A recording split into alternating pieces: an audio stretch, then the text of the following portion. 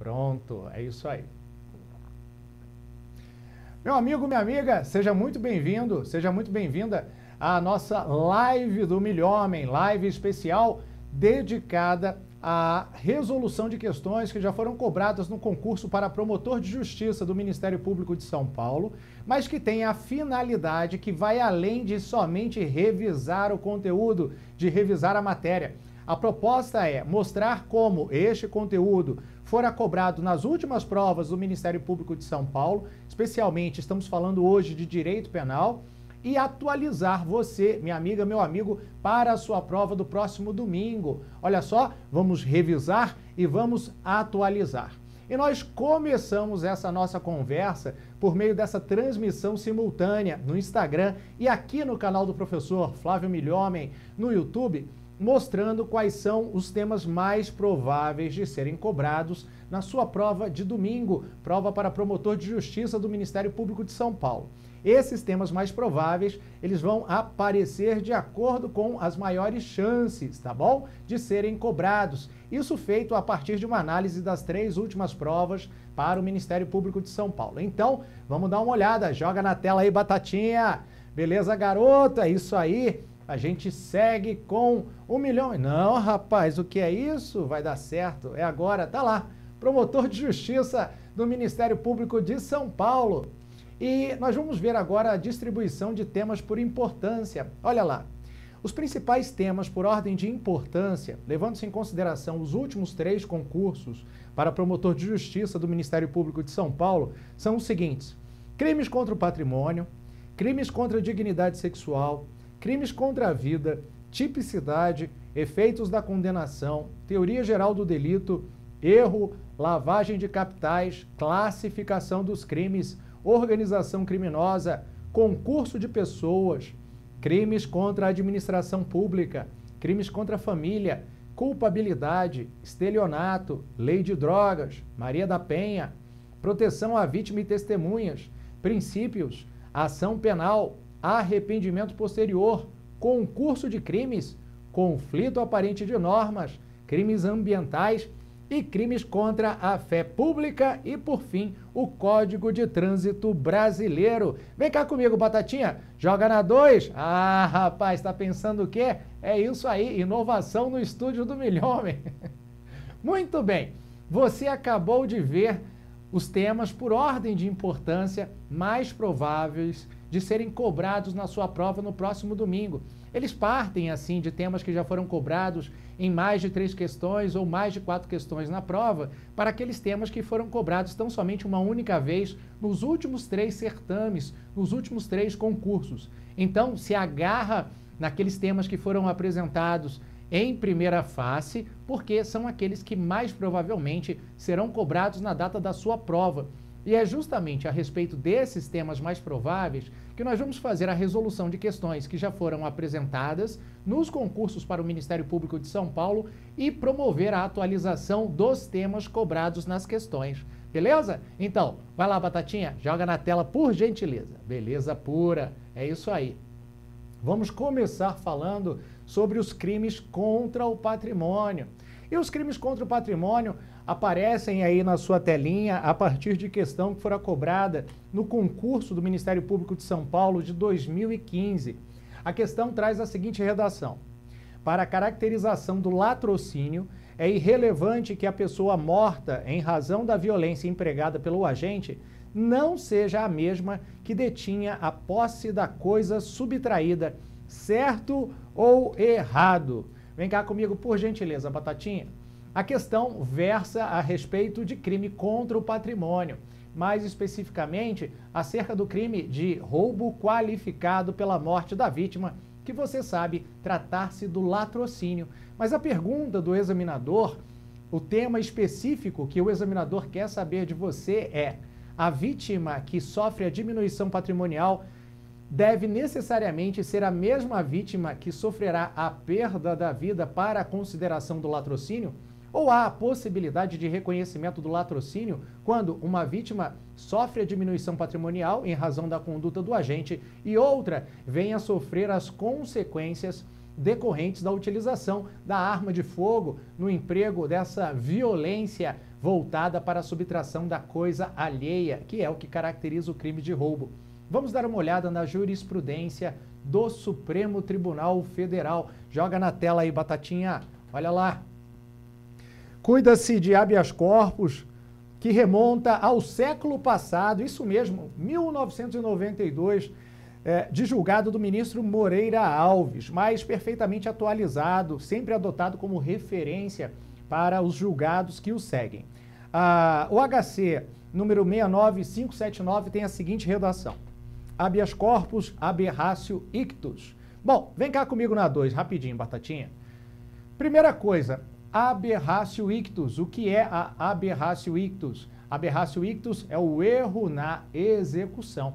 E nós sabemos que o erro na execução não afastará a responsabilidade penal, inclusive possibilitando o reconhecimento do concurso formal de crimes, já que com uma ação pode o indivíduo vir a dar causa a 2 resultados, beleza? É justamente esse o contexto do latrocínio com aberratio ictus. O cidadão quer atingir uma pessoa, mas por erro na execução, a famosa gatilhada vem a atingir uma terceira pessoa inocente que se encontrava no local errado na hora errada, beleza? Joga na tela aí, Batata. Agora, vamos lá. Latrocínio consumado, competência. O ora paciente atirou para atingir a vítima que foi ferida e, por erro de execução, acabou por matar um de seus comparsas. Olha que situação interessante. Na realidade, quem morreu não foi a vítima da diminuição patrimonial nem um terceiro, mas o próprio cidadão que contribuíra para a prática delitiva, um coautor ou partícipe, nos termos do artigo 29 do Código Penal. Situação inusitada, né? Joga na tela aí, Batata. O ora paciente atirou para atingir a vítima, que foi ferida, e por erro de execução, acabou por matar um de seus comparsas. Em casos que tais, em que o alvo dos tiros foi a virtual vítima, e por aberratio ictus, o morto foi um dos participantes do crime, tem-se a configuração do latrocínio consumado, em conformidade com o disposto no artigo 73, o erro da execução. E em face da jurisprudência desta Corte, que quando há homicídio consumado e subtração patrimonial tentada, como ocorreu no caso, se cristalizou na súmula 610, há crime de latrocínio quando o homicídio se consuma, ainda que não se realize a subtração dos bens da vítima. Ocorrência ainda na espécie de tentativa de latrocínio, aplicação quanto à competência da súmula 603 desta Corte. Muito bem. Tivemos a oportunidade de analisar a jurisprudência do Supremo Tribunal Federal, que apesar de ser do século passado, é jurisprudência atualizada e que faz remissão à súmula, à jurisprudência simulada do STF, o enunciado número 610. Isso serve para mostrar que no seu concurso em 2019, aquela jurisprudência que apareceu no no século passado é perfeitamente aplicável e também cobrável. E com base na análise dessa jurisprudência do Supremo Tribunal Federal, nós podemos voltar à questão para respondê-la. E é o que nós vamos fazer agora. Então, joga na tela, Batata. Beleza, garoto? Volta lá, profs. Para a caracterização do latrocínio, é irrelevante que a pessoa morta em razão da violência empregada pelo agente não seja a mesma que detinha a posse da coisa subtraída. Certo ou errado? Deita aí, vem cá comigo primeiro, Batatinha. Certo ou errado? Deita aí, melhor minha caneta. Agora, e a resposta é certa resposta. Então, bolinha verde para a resposta. Pois bem, tivemos a oportunidade de fazer a revisão de um tema importante, que é um tema que versa a respeito dos crimes patrimoniais, que você viu lá no nosso mapa de probabilidade de cobrança, encabeçar. Crime contra o patrimônio vai cair na sua prova, na prova de domingo, na prova para promotor de justiça do Ministério Público de São Paulo. Fizemos a revisão e agora vem aquele momento que eu considero um momento ótimo, que é o momento de atualização. Você já conhece o que existia, mas às vezes tem alguma deficiência no que diz respeito à atualização quanto à matéria. E é nesse contexto que nós agora passamos à segunda etapa em relação aos crimes contra o patrimônio, que é o momento de atualização legislativa. Joga na tela aí, Batatinha. Boa, vai lá, profs. Bom, ainda não. O Milhomem tá doido para já trazer a atualização para você, mas eu trouxe, antes de fazer essa atualização, uma outra questão, também versando a respeito dos crimes contra o patrimônio. E essa questão que nós vamos ver agora, ainda tratando sobre os crimes contra o patrimônio, é uma questão que vai ser resolvida com a utilização da interpretação doutrinária. Interpretação doutrinária que encontra divergência. Daí a importância, a validade dessa questão para você saber quais são os posicionamentos adotados na doutrina e qual foi aquele posicionamento que efetivamente foi adotado pelo examinador, que para quem está fazendo a prova é o que interessa, não é verdade? Então, joga na tela aí, Batata. Vamos lá. Outra questão, questão cobrada no concurso para promotor de justiça em 2015, que traz a seguinte redação. Para a tipificação da extorsão mediante sequestro qualificada pelo resultado, é necessário que a violência utilizada pelo agente e da qual resulta a morte seja empregada contra o sequestrado. Certo ou errado? Vem cá na 2, Batatinha.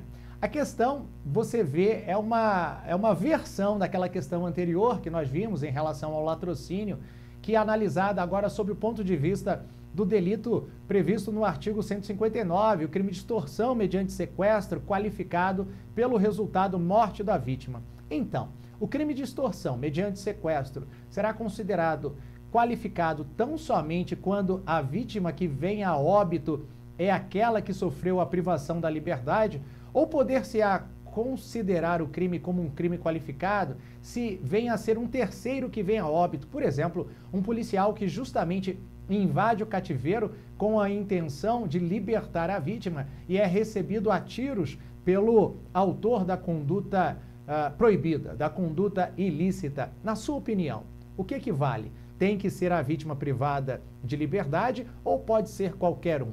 É nesse contexto que nós vamos analisar a divergência doutrinária que servirá à resolução da questão. Tranquilo? Joga na tela aí, Batatinha. Beleza? Vamos lá. Vamos então mostrar a divergência nesse quadrinho bonitinho que o Milhomem preparou para você. De um lado do ringue, nós temos o professor Rogério Sanches, ilustre, excelentíssimo promotor de justiça do Ministério Público de São Paulo. Do outro lado, igualmente integrante do Ministério Público de São Paulo, doutrinador Fernando Capês. Para o professor Rogério Sanches, a morte do agente pode ser praticada tanto na vítima privada de sua liberdade quanto em terceiro, contanto que inserido no contexto fático do crime. Vem cá comigo na 1, Batatinha. Para o professor Rogério Sanches, portanto, a vítima ou um terceiro incidirão na qualificadora caso venham a óbito em razão da atuação do autor da conduta ilícita, não necessariamente para se deparar-se com a qualificação da morte na extorsão mediante sequestro, terá que ser a vítima privada de liberdade quem vem a óbito. Essa é a opinião do professor Rogério Sanches, que dispensa apresentações. Já o doutor, promotor de justiça, Fernando Capês, tem posição diferenciada. Vamos dar uma olhada. Joga na tela aí, Batatinha. Olha lá. Se a vítima, para Fernando Capês, é terceira pessoa que não o sequestrado, haverá o crime de extorsão mediante sequestro na forma simples, em concurso com o crime contra a pessoa. Vem cá na 2, Batatinha. Para o professor Fernando Capês, portanto, se a morte é de um terceiro e não da vítima que teve a sua liberdade suprimida, haverá um concurso material de crimes. O crime patrimonial, o crime de extorsão mediante sequestro, em concurso com o crime contra a vida, o crime de homicídio. Por exemplo, se quem vem a óbito é o policial ou se quem vem a óbito é a pessoa que for a pagar o preço cobrado a título de resgate pela libertação da vítima. E já aproveitando o ensejo para falar um pouquinho de processo penal, você sabe que nessa segunda hipótese trazida pelo professor Fernando Capês, a competência para o julgamento de ambos os crimes será do Tribunal do Júri por conexão. probatória, beleza? Tranquilo? Massa! Joga na tela aí, batata. Então, com base na divergência doutrinária, cabe a mim, então, informar para você que a banca adotou o posicionamento do professor Fernando Capês para a tipificação da extorsão mediante sequestro, qualificada pelo resultado, é necessário que a violência utilizada pelo agente e da qual resulte morte seja empregada contra o sequestrado e, portanto, para a banca, a resposta é certa resposta. Deita a caneta aí pro bilhomem. Bolinha verde para você. Muito bem. Para o pessoal que está chegando agora, sejam todos muito bem-vindos à nossa transmissão ao vivo da terça-feira especial. Especial porque tem a finalidade de revisar questões que já foram cobradas no concurso para promotor de justiça do Ministério Público de São Paulo, nas últimas edições do concurso para promotor de justiça do Ministério Público de São Paulo, mas que também traz a pretensão de atualizar você, meu amigo, minha amiga, que vão fazer a prova no próximo domingo, bem como para todos aqueles que estão estudando para os concursos, para as carreiras policiais e para as carreiras jurídicas. E agora eu acredito que vem aquele momento da atualização. Pode ser que não, mas eu acredito que sim. Então, vamos ver? Joga na tela aí, batata. Muito bem, olha lá. Agora sim, chega aquele momento da atualização, onde nós vamos analisar alterações recentes promovidas pelo legislador no capítulo dos crimes contra o patrimônio. Mais especificamente, vamos falar sobre o uso de explosivo como circunstância qualificadora e também como objeto de subtração. E vamos falar sobre um tema muito importante. Esse tema muito importante, meu amigo, minha amiga, é o reconhecimento da abolitio criminis pela alteração legislativa que agora identifica como arma tão somente a arma de fogo, deixando de considerar a arma branca, a faca, como tal, como circunstância qualificadora. Tenho absoluta certeza que você vai se amarrar, beleza? Então vamos lá, joga na tela aí, batatinha. Beleza pura. O uso de explosivo e roubo à mão armada. Espera aí que a gente teve um pequeno probleminha na nossa transmissão no YouTube. É rapidão, eu interrompo e continuo já já, tá? Só um instantinho. Obrigado pela paciência. Eu mexer aqui embaixo mesmo. Então...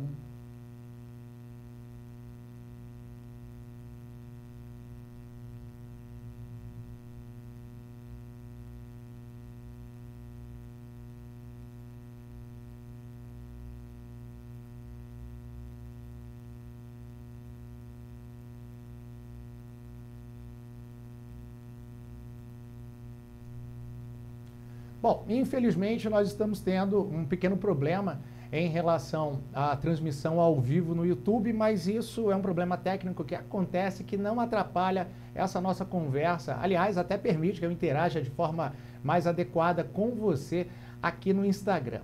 De qualquer forma, essa aula está sendo gravada e posteriormente será disponibilizada para vocês no YouTube, tá bom? Inclusive com a possibilidade de realização de download do material nela utilizado. Agora, infelizmente, pelo Instagram você não consegue acompanhar o material, obviamente, não temos ainda essa tecnologia, mas terá a oportunidade depois de rever essa nossa aula lá no canal do YouTube do professor Flávio Milhomem, tá bom? Então vamos dando sequência, acredita no que o Milhomem está falando, porque é verdade, tá? É verdade esse bilhete. Beleza? Deixa eu tentar aqui só mais uma vezinha. Vamos ver se a gente consegue. Se não conseguir, não tem problema. Não conseguimos. Vamos falar então agora sobre o uso de explosivo no roubo à mão armada. Olha só, a lei número 13.654 de 2018, ela alterou o Código Penal para dispor sobre os crimes de furto qualificado e de roubo, quando envolvam explosivos, e do crime de roubo praticado com emprego de arma de fogo ou do qual resulte lesão corporal de natureza grave. Então, nós vamos agora analisar a alteração promovida pela Lei número 13.654 de 2018 no Código Penal, especificamente no que toca aos crimes contra o patrimônio. Beleza? Vamos nessa, a gente segue o jogo. O artigo 155 do Código Penal passa a ter a seguinte redação. Subtrair para si ou para outrem coisa alheia móvel, trazendo como pena a reclusão de 1 a 4 anos e multa. E aí nós temos o parágrafo 4º e o parágrafo 7º como decorrentes da inovação legislativa. Parágrafo 4º. A pena é de reclusão de 4 a 10 anos e multa se houver emprego de explosivo ou de artefato análogo que cause perigo comum. Parágrafo 7º. A pena é de reclusão de 4 a 10 anos e multa se a subtração for de substâncias explosivas ou de acessórios que, conjunta ou isoladamente, possibilitem a sua fabricação, montagem ou emprego. Bom, a questão versa, então, a respeito do crime de furto praticado com a utilização de explosivo ou da subtração do próprio explosivo. Cuida-se de inovação legislativa promovida com a entrada em vigor da Lei nº 13.654 de 2018. E o Milhomem se lembrou agora que essa aula está sendo gravada, então deixa eu me dirigir aqui para a câmera, porque você, meu amigo, minha amiga, está assistindo nesse momento a nossa aula gravada com essa alteração legislativa, tá bom? Não se esqueça, o furto passa a ser qualificado com a utilização do explosivo e bem como o explosivo, a subtração do explosivo, passa a ser considerado como objeto de subtração com pena que é igual à pena do crime de furto qualificado. Uma pena mínima de 4 anos que vai até a pena máxima de 10 anos. Você sabe, a razão da criação da Lei nº 13.654 de 2018 representa aquilo que os estudiosos, criminólogos chamam de direito penal de emergência e veio a ser uma tentativa de se dissuadir a prática dos crimes de estouro de caixas bancários em supermercados, órgãos públicos, etc. E tem surtido efeito. Não sei se tanto por conta da lei, mas mais pelo fato de não haver mais caixas eletrônicos fora de agências bancárias para que nós possamos utilizar. De um modo ou de outro, resolveu-se o problema ou vem-se tentando resolver o problema. Também? Então, joga na tela aí, Batata. Beleza, profs? Vamos nessa.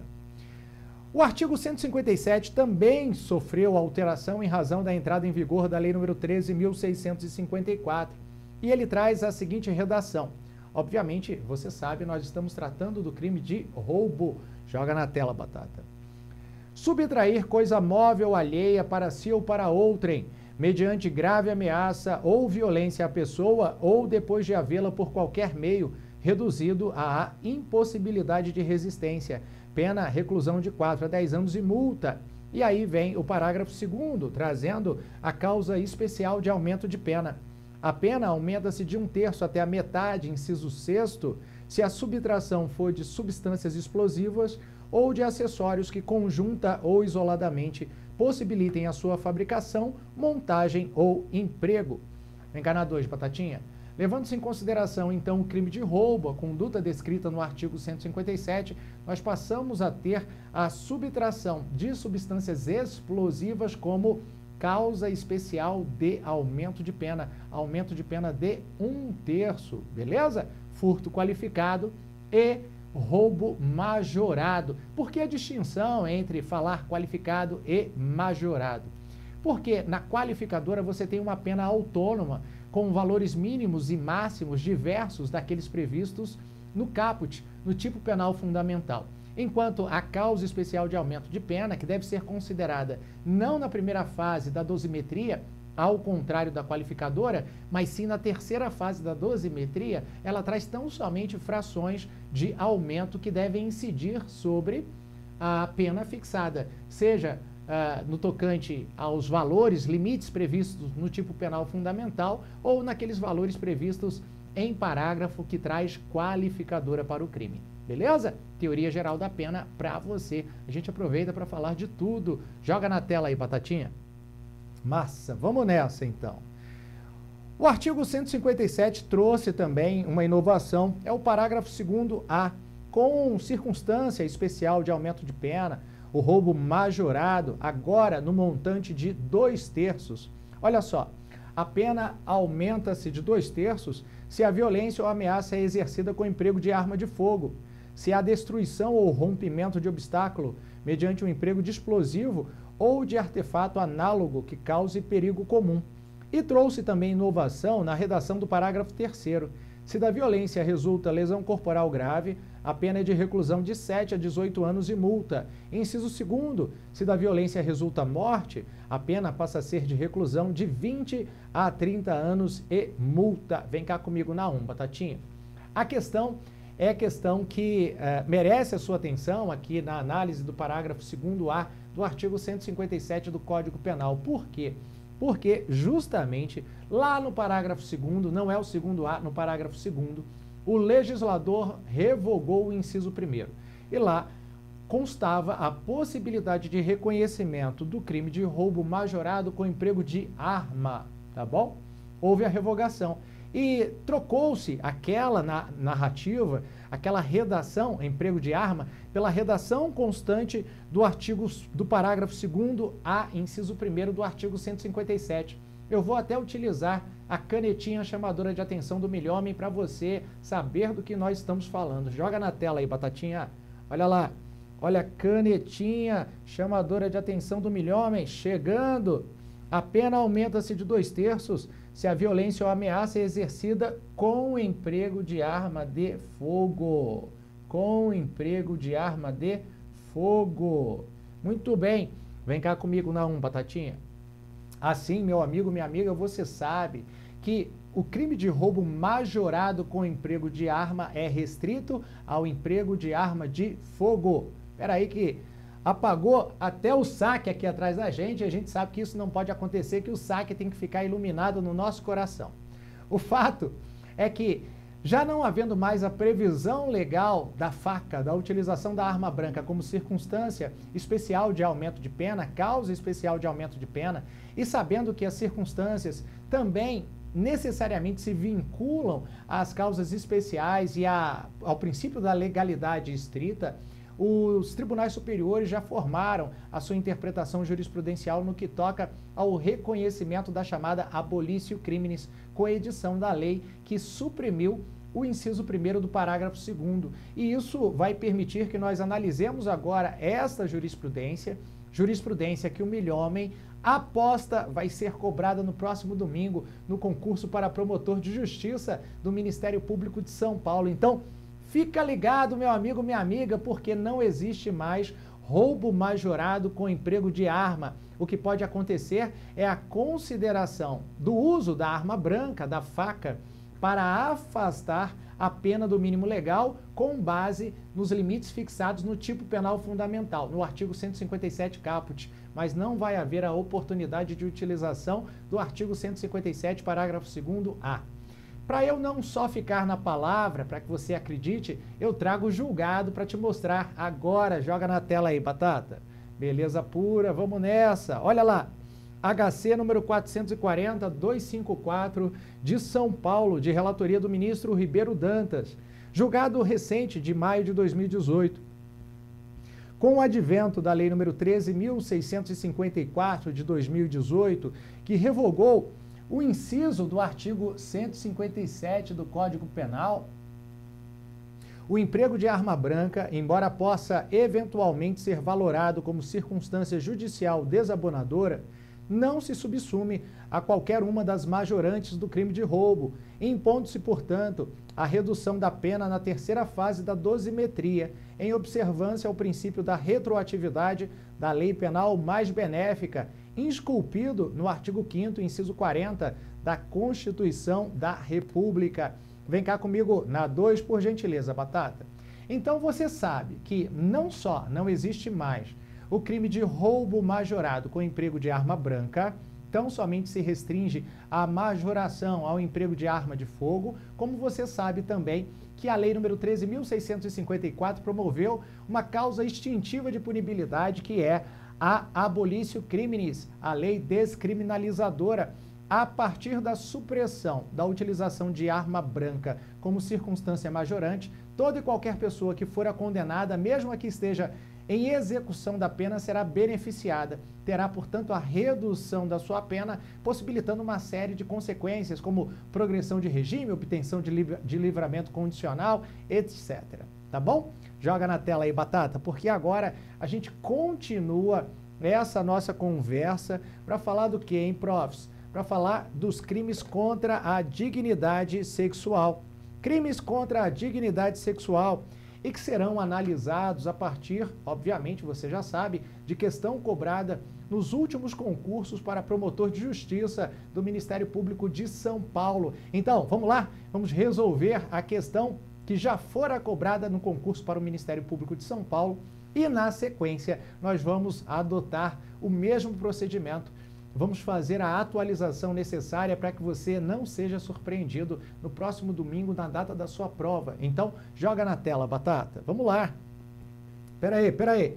Deixa eu tomar um golinho aqui da água do Darth Vader, porque vou te falar, hein? Já tem mais de 35 minutos que a gente está aqui ao vivo e eu ainda não molhei o bico. Pronto, a aguinha do Darth Vader que dá energia, que permite que a gente aborde o direito penal com alegria no coração. É isso aí, joga na tela. Questão para promotor de justiça.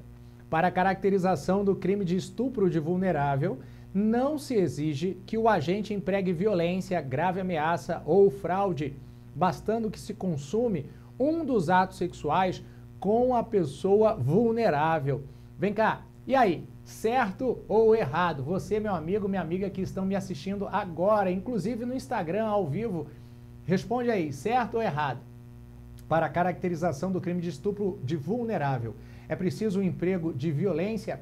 É preciso o emprego de grave ameaça? É preciso o emprego de fraude?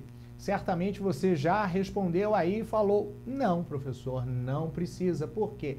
Porque a violência é presumida, a fraude vem também a ser presumida, assim como também a grave ameaça, já que a intenção é a tutela da pessoa considerada vulnerável para fins de reconhecimento da responsabilidade penal do agente. E quem são as pessoas consideradas vulneráveis? Bom, para responder isso, nós vamos então analisar a legislação com a redação atualizada constante do Código Penal e que será a legislação cobrada no próximo domingo. Então, joga na tela aí, Batata. Agora, olha lá. Bom, o crime de estupro de vulnerável, ele encontra previsão no artigo 217-A do Código Penal. Milhomem nem colocou aqui porque achou que era besteira, mas devia ter colocado. Você conhece. Artigo 217-A. Quem é o vulnerável ou a vulnerável para fins de reconhecimento da conduta de estupro de vulnerável? É a pessoa menor de 14 anos, seja homem, seja mulher, ou aquela que, por razões que levam em consideração a sua saúde física ou psíquica, não podem oferecer resistência a essa violação sexual, a esse crime contra a dignidade sexual. Eu posso me referir a pessoas que são portadoras de psicopatias, mas eu posso também me referir a pessoas que encontram-se em estado vegetativo, em situação comatosa e que, apesar do absurdo, eventualmente nós nos deparamos com as notícias de pessoas que são abusadas no interior de hospitais por enfermeiros ou profissionais de saúde, ou pessoas que são colocadas voluntariamente pelo profissional de saúde em situação que impeça a sua resistência, com a utilização de calmantes, anestésicos, etc.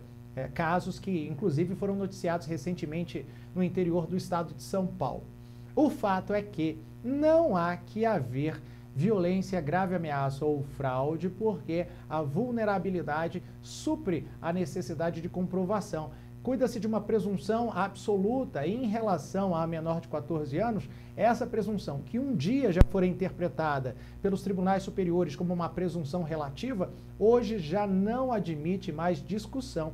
Inclusive, foi objeto de alteração legislativa. Agora sim, a gente vai mostrar que não interessa se a vítima manteve ou não manteve relações sexuais antes, ainda menor de 14 anos, ou se a relação sexual fora consentida. Tendo menos de 14 anos, o crime de estupro de vulnerável se apresenta, se consuma. É o que eu te mostro agora na tela. Joga lá, Batatinha. Boa! Artigo 226. A pena é aumentada de metade se o agente é ascendente, padrasto ou madrasta, tio, irmão, cônjuge, companheiro, tutor, curador, preceptor ou empregador da vítima ou por qualquer outro título tiver autoridade sobre ela. Cuida-se de redação trazida em relação aos crimes contra a dignidade sexual pela Lei nº 13.718 de 2018. A oportunidade agora é de nós mostrarmos, a partir da análise do tema que já fora cobrado no concurso para promotor de justiça de São Paulo, quais são as atualizações legais e como é que elas podem vir a ser cobradas na sua prova. A primeira atualização que merece destaque, merece a sua atenção, é o reconhecimento da causa de aumento de pena quando se identifica no agressor relação familiar com a vítima. Joga na tela aí, Batatinha, que essa merece a nossa canetinha chamadora de atenção do milhomem.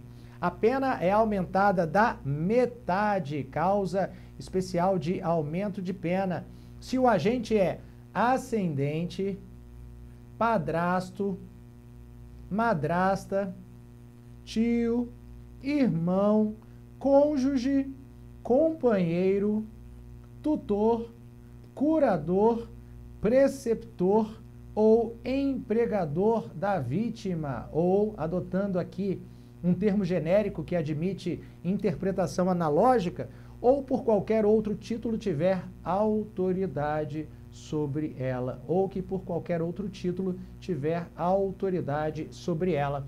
Pode-se sustentar, eventualmente, a aplicação da causa de aumento de pena constante do artigo 226, inciso 2º, a hipótese do clérigo, do pastor, que tiver autoridade sobre o coroinha ou sobre a fiel, que atua no serviço voluntário na igreja, uma autoridade eclesiástica, uma autoridade própria do professamento da fé, tá bom? De qualquer forma, o legislador possibilita, traz esse termo genérico que admite interpretação analógica. Mas a atualização que fora promovida pela Lei nº 13.718 não para com o reconhecimento dessa causa especial de aumento de pena, não. Tem mais. Eu vou te mostrar agora. Joga na tela aí, Batata. Olha lá. A figura, a previsão legal do chamado estupro coletivo e do estupro corretivo. É o texto trazido no artigo 226, parágrafo, inciso 4º, desculpem, do Código Penal. A pena é aumentada de 1/3 a 2/3 se o crime é praticado. Primeiro, o estupro coletivo, mediante o concurso de 2 ou mais agentes. Segundo, o estupro corretivo, para controlar o comportamento social ou sexual da vítima. Vem cá comigo, por gentileza, Batatinha. Na 2, cabe a sua atenção, meu amigo, minha amiga, a respeito dessa previsão legal de causas especiais de aumento de pena que não encontravam previsão legal antes do surgimento no ordenamento jurídico da Lei nº 13.718 de 2018. Estamos falando do estupro coletivo e do estupro corretivo, tá bom? Causas de aumento de pena que variam de um mínimo de 1/3 até o máximo de 2/3. Tem mais? Tem. Joga na tela aí, Batata. Vamos ver o que mais nós temos aqui. Agora sim. Vem cá comigo, Batatinha. Depois de falar bastante sobre estupro de vulnerável, a gente mostra, né? Não só fala, mas mostra a questão relativa à alteração legislativa importante acerca do estupro de vulnerável. Joga na tela aí, Batata. Olha só. Olha o artigo 217A aí. O milhomem não se enganou, não. O milhomem trouxe o artigo 217A, até porque é importante a compreensão da alteração legal a partir do tipo penal. Ter conjunção carnal ou praticar outro ato libidinoso com menor de 14 anos. Pena, reclusão de 8 a 15 anos. Parágrafo 5º. As penas previstas no caput e nos parágrafos 1º, 3º e 4º, que o milhomem coloca aí para você, enfermidade ou deficiência mental, lesão corporal grave e morte deste artigo, aplicam-se independentemente do consentimento da vítima ou do fato de ela ter mantido relações sexuais anteriormente ao crime. Assim, de acordo com a redação promovida pela Lei nº 13.718 de 2018, a relação sexual consentida pela vítima menor de 14 anos com maior de idade caracterizará o estupro. Isso, portanto, afasta a necessidade da presença da violência, afasta a necessidade da presença da grave ameaça ou afasta a necessidade da presença da fraude para a caracterização do crime contra a dignidade sexual previsto no artigo 217-A do Código Penal. Isso possibilita que a gente volte lá na questão para respondê-la. Vamos fazer isso? Joga na tela aí, Batatinha, só para a gente não passar sem jogar a resposta devida. E aí, responde para mim. Questão cobrada no concurso para promotor de justiça de São Paulo de 2015. Nos crimes contra a dignidade sexual, tratando-se o agente de tio, padrasto ou madrasta da vítima, as penas dos crimes são aumentadas de metade. Era esse crime? Não, era o anterior. Para a caracterização do crime de estupro de vulnerável, não se exige que o agente empregue violência, grave ameaça ou fraude, bastando que se consume um dos atos sexuais com a pessoa vulnerável. Certo ou errado? Deita a caneta aí, milhomem. Certo. Ô, rapaz, tá a canetinha chamadora de atenção, troca aí, troquei. Então, certa resposta, deitou a caneta na bolinha verde. O milhomem traz uma outra questão que justamente analisa a relação de parentesco entre o autor da conduta delitiva e a vítima. Nós vimos, cuida-se de alteração legislativa igualmente encampada pela Lei nº 13.718. Vamos fazer rapidinho uma breve relação entre a questão que nós vamos apresentar agora, que ainda não foi lida, e o que nós já vimos em relação à atualização legislativa. Joga na tela aí, Batata. A questão que eu já respondi, mas não tinha lido ainda, era essa, ó. Questão cobrada igualmente no concurso para o Ministério Público de São Paulo, promotor de justiça.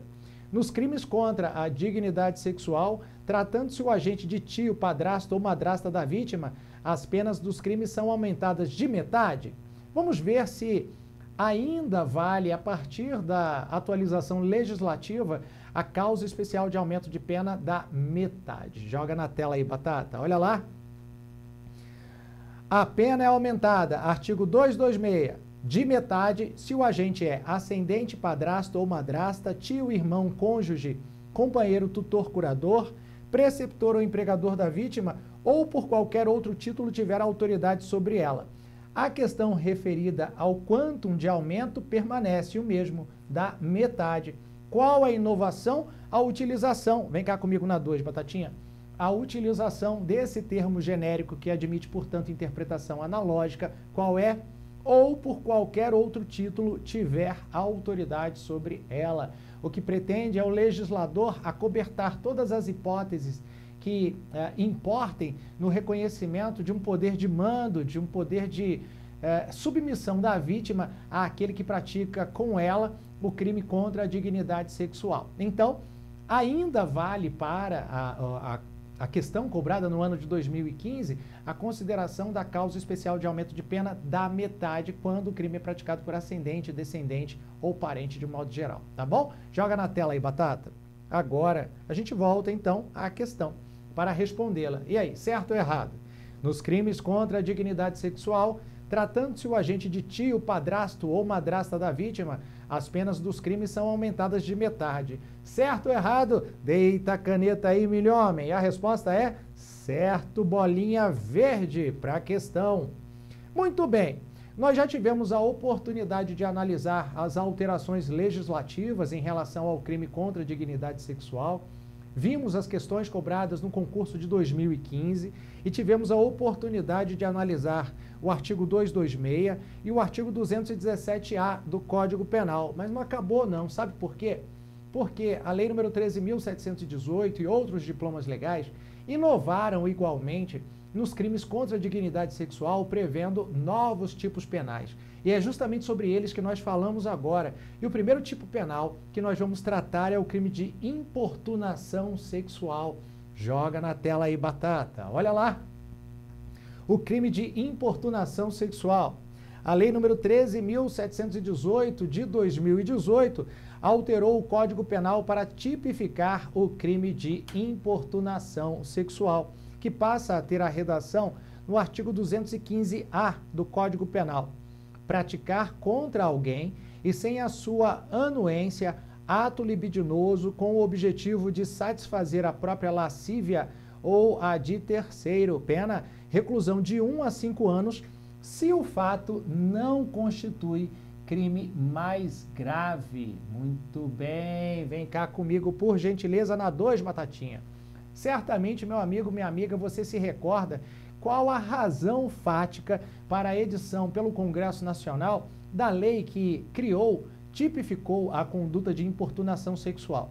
Esse crime surgira no mapa, no ordenamento jurídico brasileiro, a partir de caso amplamente noticiado pelas redes públicas e privadas de comunicação, TVs, rádios, imprensa escrita, de um cidadão que no interior de um coletivo na cidade de São Paulo ejaculou nas roupas de uma senhora que se encontrava sentada no banco deste mesmo ônibus. E naquela época surgira a discussão se o crime era de estupro ou não era de estupro, discussão exaltada, onde as pessoas com conhecimento técnico chamavam a atenção para os demais que tinham a sanha punitivista e não se lembravam do princípio da legalidade estrita de que o fato, a ejaculação na roupa da vítima, não caracterizava a hipótese descrita no artigo 213 do Código Penal com todas as suas elementares.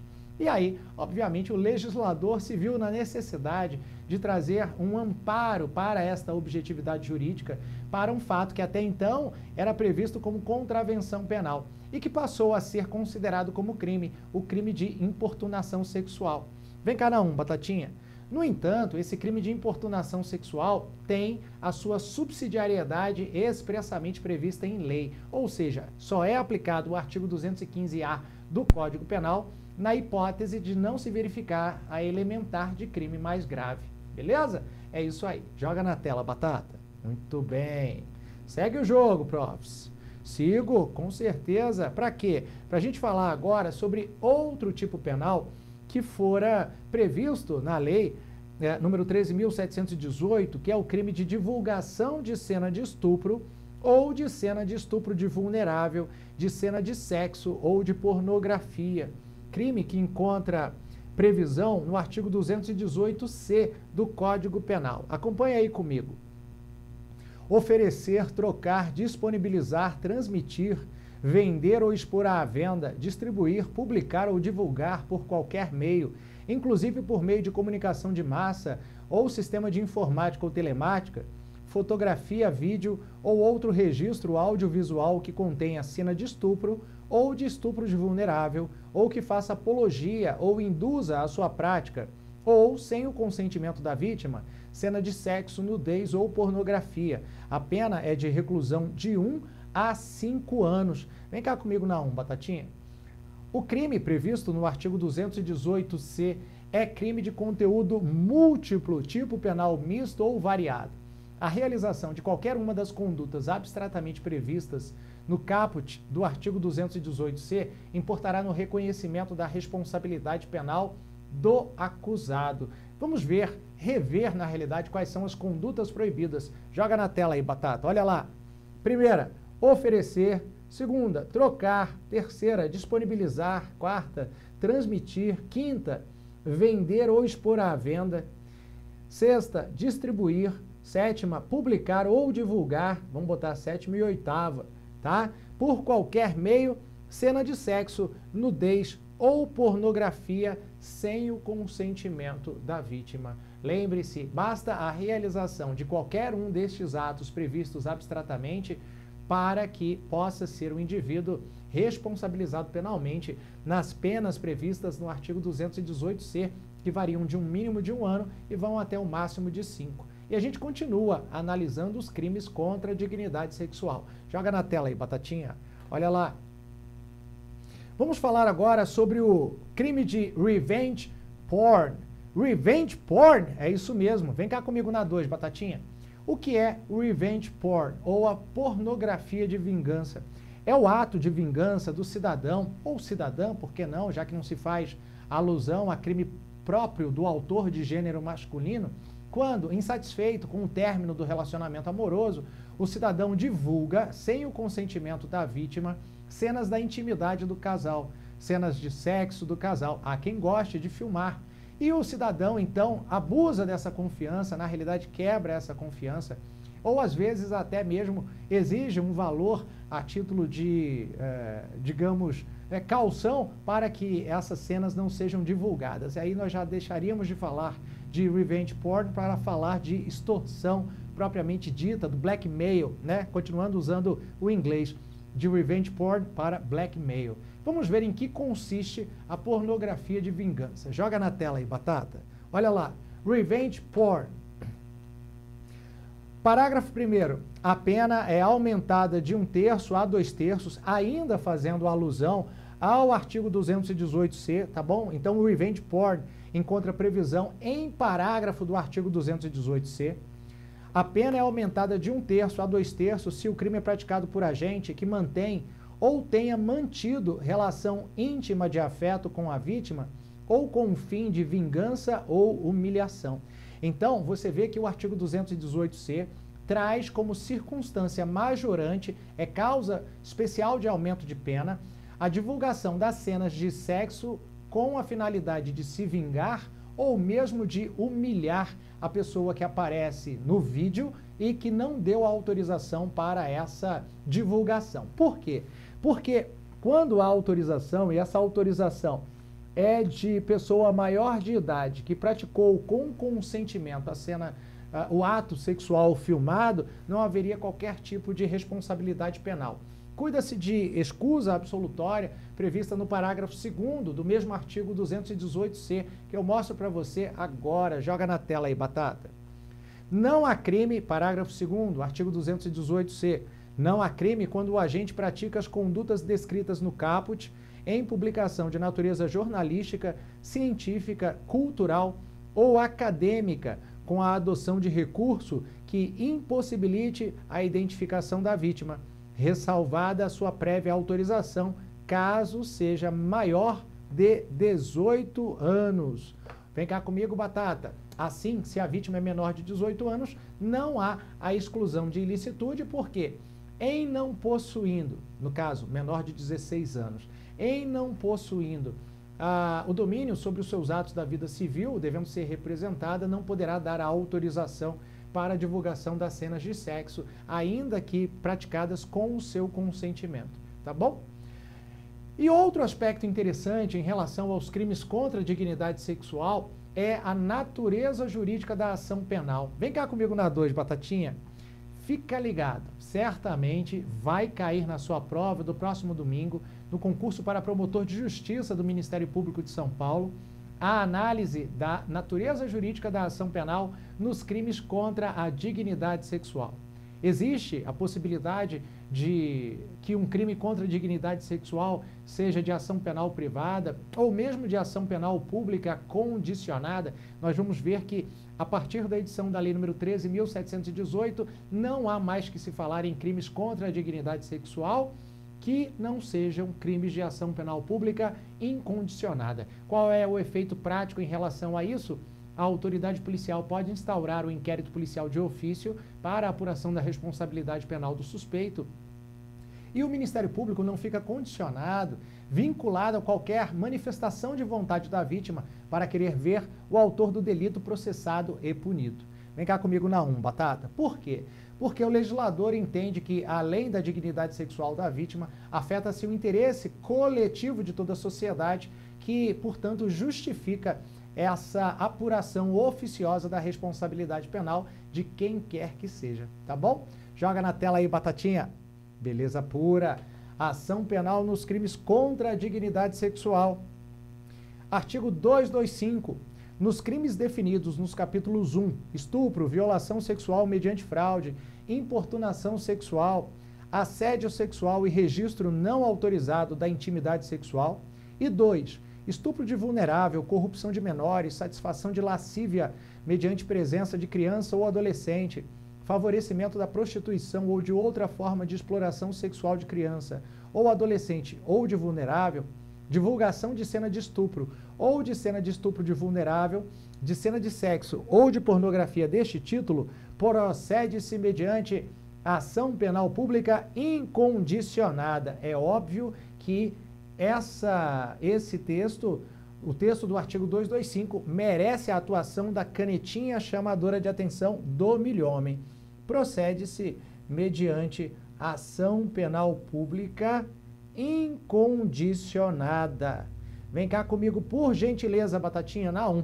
Meu amigão, minha amigona, o milhomem aproveitou para elencar todos os crimes que constam dos capítulos 1 e 2 dos crimes contra a dignidade sexual. Esse material vai estar à sua disposição para download. Não deixe de utilizá-lo para revisar para a véspera de prova. E eu estou falando isso porque, para o meu amigo, para a minha amiga que estão nos assistindo aqui no Instagram, já vai dar 1 hora e o Instagram vai acabar. Ou seja, vai virar abóbora essa nossa transmissão, essa nossa live. Mas eu continuo aqui dando continuidade à nossa gravação que estará disponibilizada no canal do YouTube, tá bom? Então fique ligado, não se preocupe, se houve algum problema por conta de questões técnicas, depois você vai ter condições de rever por completo essa nossa aula com o material que lhes fora disponibilizado.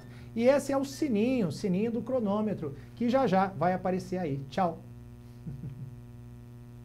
Muito bem! Meus queridos, minhas queridas, nós continuamos aqui juntos na transmissão ao vivo para o YouTube.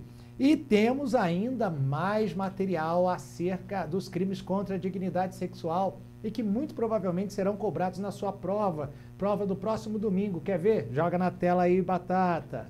É o crime de registro não autorizado de conteúdo com cena de nudez ou ato sexual ou libidinoso. A lei é a lei número 13.772 de 2018. Vem cá comigo na 2, Batatinha. Não é, portanto, a mesma lei que alterou o crime de estupro de vulnerável, ou que criou o crime de importunação sexual, ou que tratou da hipótese relativa à ação penal pública incondicionada. Não, é diploma posterior, 13.772 de 2018. Então, vamos ver em que consiste esse novo tipo penal, objeto de alteração, objeto de criação pela lei número 13.772. Joga na tela aí, Batata. Olha lá. O tipo penal tem a seguinte redação: exposição da intimidade sexual. Registro não autorizado da intimidade sexual. Artigo 216, B de bola. Produzir, fotografar, filmar ou registrar por qualquer meio conteúdo com cenas de nudez ou ato sexual ou libidinoso de caráter íntimo e privado, sem autorização dos participantes. Pena, detenção de 6 meses a 1 ano e multa. Parágrafo único. Na mesma pena, incorre quem realiza montagem em fotografia, vídeo, áudio ou qualquer outro registro com o fim de incluir pessoa em cena de nudez ou ato sexual ou libidinoso de caráter íntimo. Vem cá comigo na 1, Batata. Da mesma forma que em relação aos crimes anteriores, o crime de divulgação de cena de nudez, nós temos um tipo penal de conteúdo misto ou variado, com a previsão de diversas condutas proibidas. Vamos ver quais são elas. Joga na tela aí, Batata. Olha lá. Primeira, produzir. Segunda, fotografar. Terceira, filmar. Quarta, registrar. O nome do crime é registro não autorizado, tá bom? Registro não autorizado. Produzir, fotografar, filmar ou registrar por qualquer meio conteúdo com cena de nudez ou ato sexual ou libidinoso de caráter íntimo e privado sem autorização dos participantes. A pena, presta bem atenção, é uma pena bem pequenininha, é uma pena de 6 meses a 1 ano e multa. Pois bem, vem cá comigo na 2, Batatinha. Imagine a seguinte situação que, se eu fosse o seu examinador no concurso para promotor de justiça de São Paulo, eu colocaria. Imaginemos que o cidadão fez o registro e, portanto, incorre nas penas constantes do artigo 216b, mas depois de fazer o registro, ele promoveu a venda para grupos fechados por meio de grupos de WhatsApp, tá bom? Utilizando-se de marketing digital para a venda desse conteúdo por ele produzido. Conteúdo que se adequa perfeitamente ao artigo 216. Ele vai ser punido pelo crime de registro não autorizado, pelo crime de divulgação de cena de sexo não autorizada, ou vai ser punido em concurso material. Para que você tire essa dúvida, vamos voltar para dar uma olhada no crime de divulgação não autorizada de cena de sexo ou nudez, tá bom? Joga na tela, Batata. Olha lá, volta lá. Muito bem. Cadê? Ele vai aparecer já já, tá? Tá aqui, ó. Oferecer, trocar, disponibilizar, transmitir, vender ou expor à venda. Artigo 218-C. Qual é a pena? Pena de reclusão de 1 a 5 anos. Reclusão de 1 a 5 anos. E quando a gente compara com o crime previsto no artigo 216-B, cuja pena vai de 6 a 1 ano, 6 meses a 1 ano, nós chegamos à conclusão de que o crime previsto no artigo 218-B é mais gravoso. E em sendo mais gravoso, ele absorve o crime do artigo 216-B. Nós estamos aí verdadeiramente diante de um conflito aparente de normas que vai ser resolvido com o princípio da consunção, onde a conduta mais gravosa, que é aquela que apresenta maior pena prevista em abstrato, absorverá a conduta antecedente. Então, é justamente a aplicação do princípio do antecedente não punível ou crime antecedente antefato consumado. Antefato não punível ou antefato consumado. Beleza? Bom, meu querido, minha querida, eu espero que você tenha gostado. Nós tivemos a oportunidade de conversar e rever temas que já foram cobrados em concursos anteriores e também tivemos a oportunidade de atualizar estes mesmos temas a partir das recentes alterações legislativas promovidas no finalzinho de 2018.